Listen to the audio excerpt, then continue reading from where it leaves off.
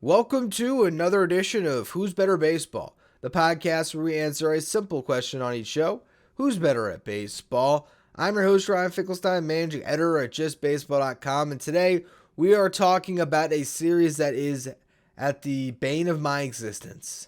Phillies vs. Braves, round 2. We watched it play out last year in the NLDS, and the Phillies got the best of the Braves. Now, the Braves are an improved team. They were, bar none, the best team in baseball this season based on every metric possible. 104 win club, improving on a 101 win season last year. The Phillies, though, are better as well. They took a team that went to the World Series last year and they added Trey Turner to it, amongst other additions. Craig Kimbrell on the bullpen, another year of growth for Alec Bohm and Bryson Stott, Bryce Harper, the first baseman.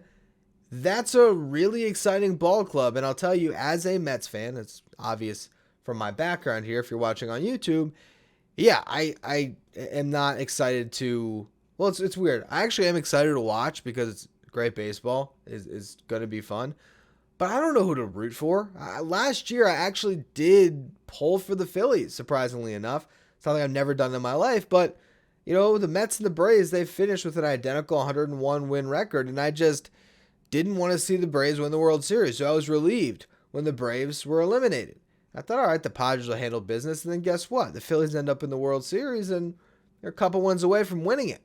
So now, I really don't know which way to go with it. Part of me almost wants to see the Braves win because they are just so clearly the better team. But the Phillies might have magic on their side.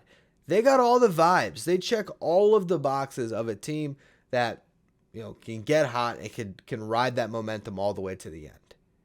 And it's funny because one of the things I was very right on, dating back to last year, we had Just Baseball podcasts that I would appear on. I have my own show, Locked On Mets, and I consistently said the Phillies were the best puncher's chance team in baseball. And again, they've proven that to be the case not only last year, but this year as well. It's the combination of really good starting pitching atop their rotation with Zach Wheeler and Aaron Nola primarily. And, guys that have real star power in that lineup. Having a Kyle Schwarber. Even this year, Nick Castellanos stepping up. Bryce Harper. Having Bryson Stott now really improve and be, he might have, I think he was second on the team in F4 off the top of my head. I'm trying to remember who was first. He was right up there. He might have led the team in F4 now that I'm thinking about it. But I digress on that. The point is the Phillies are the type of team, particularly when they get in front of their crowd, where, they just need one big home run and they need their starter to carry them, and they're really able to be a scary team that's tough to beat. So you look at this series, and based on, again, every statistic and measurement, the Braves should not only win this series, they should win the World Series. I mean, they are the best team in baseball. They proved it over the large sample size of the season. No team was better. No team had a better run differential. No team won more games. No team had a better batting average, a better on-base percentage or slugging percentage. If you're leading Major League Baseball in the entire slash line, yeah, your lineup is pretty awesome. And if you go up and down that lineup and you look at the home runs that they hit, it was just an absurd season from the Atlanta Braves. First of all, they have, if not the best duo in baseball, the second best duo. It's either them or the Dodgers with Mookie Betts and Freddie Freeman. With the Braves, it's Acuna and Olsen. Acuna hit 41 home runs, stole 73 bags, a season like none other in MLB history, hit 337. Matt Olson hit 54 bombs. Marcell Ozuna hit 40. So there you go. There's three guys that made it to 40. They had Austin Riley at 37. Ozzie Albies at 33. Just ridiculous stuff. Sean Murphy and Eddie Rosario each over 20. This team was just unbelievable this season, and they led Major League Baseball in home runs by a pretty wide margin. I mean, they were just as good as it gets. Now, with that said, in a 5-game series, anything can happen. And could the Phillies outscore them in this series? Absolutely. They have Kyle Schwarber, who has 47 home runs. It's not Olsen's 54, but it's close. Bryce Harper, even though he had a season where he only hit 21 bombs because there was some time that he missed due to Tommy John, and then also coming back, he didn't have his power right away. Yet he still got on base at a 400 clip this year. And we know he can leave the yard at any time. Alec Boehm can leave the yard at any time. JT Realmuto, Nick Castellanos, all those guys I just mentioned eclipsed 20 home runs, as did Trey Turner. So there you go. They go 1 through, what is that, 6 in their lineup with guys with 20 home runs. Bryson Stott had 15, had a massive grand slam in the wild card round. They're getting a lot out of the combination in the outfield of Brandon Marsh and Christian Pache as a platoon and left. Johan Rojas, the rookie, coming up and hitting over 300 down the stretch for them, really providing something defensively as well. They're just a really good baseball team. And then you add in the fact that Harper at first base has unlocked them as far as the defense, because now you can put Schwarber at DH. You don't have to, force him to first base or into the outfield. So that opens things up, having Marsh, Pache, and Rojas out there. Castellanos is not a great defender, but if he's your one sore spot in your defense and he still seems to catch everything that's hit at him, they are a really good team out the middle to go from Bryson Stott having to play shortstop to now Stott's one of the best defensive second basemen in baseball with Trey Turner up the middle with him. Again, it's a solid team. And if they were playing the Dodgers, I feel like we'd probably pick the Phillies in that series because their starting pitching is just better. But the Braves have almost every position an advantage. They got the advantage, of course, in right field with Acuna. They got the advantage with Michael Harris in center field. Left field, you can maybe say the Phillies just because it's Eddie Rosario on the Braves side, but you'd probably take Rosario. Third base, Austin Riley, there's the advantage. Shortstop, the one place the Phillies got the advantage. First base, you could say Bryce Harper's the advantage because I think ultimately he's a better player than Matt Olson, but Olson hit 54 bombs this year. So who are you really picking? Albies or Stott? If I was to tell you long term, who would I prefer to have as my second baseman? I'd probably pick Stott, but Albies hit 33 home runs this year. So, dealer's choice. Behind the dish, two of the best catchers in baseball, Sean Murphy and JT Realmuto. So it's so close in so many different ways. But let's get into sort of the real meat and potatoes of this series, which is the pitching matchups. How are they going to line things up across a 5-game series to try to win this thing? And I will note also the season series, and I also should mention I've gotten all this information from a great written series preview from Leo Morgenstern that we have at justbaseball.com, which I'll put in the description of the show today. So you can read all the statistics yourself, see the outline. Really is comprehensive stuff that Leo put together here. But this season, the Braves won 8 of their 13 matchups. Okay? First series, they split a 4-game set. The Braves then won the next 2 series. The Phillies won the last series of the season between these two sides. Now they're set up to meet in the NLDS, and Game 1 is going to be Spencer Strider versus Ranger Suarez. Now, Suarez last year was amazing in the postseason, and there is every chance that he could go out, he could dominate, the Phillies could hit some home runs against Strider, which he has been prone to give up this season, and their bullpen could hold it down, and guess what? The Phillies jump out to a 1-0 series lead, and anything really can happen in that game. If you're looking at it, though, objectively, there's no way that you could say that Spencer Strider is not the better pitcher in this matchup, and the Braves, playing at home, should be the winners.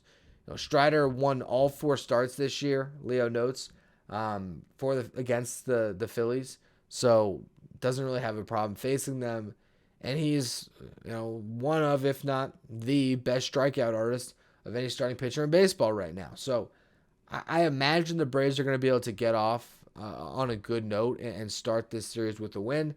Then Game 2, it's where it gets really interesting because I don't think I'd pick anybody over Zach Wheeler in a game right now. Zach Wheeler is just proving to be an absolute monster in the playoffs. Now the Braves can counter with Max Fried, and Fried, while he missed half the season, still pitched to a 2.55 ERA when he was healthy. So there's every chance that Fried could match zeros with Wheeler, and the Braves could end up winning that game. But again, if I had to pick game by game, I'm taking Wheeler in Game 2.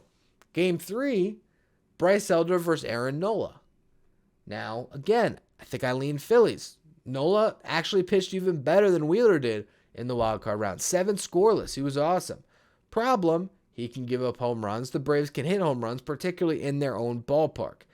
that's a little bit scary. Bryce Elder has been pitching in that ballpark all year. He's one of the guys where the underlying metrics will tell you that he's way worse than the ERA would suggest. But hey, credit to him. He's been able to go out there and put up quality start after quality start after quality start. So, yeah, you might say Bryce Elder could go up with Aaron Nola and win that one. It's almost a toss-up just because I don't know how much I love the Aaron Nola versus the Braves lineup matchup.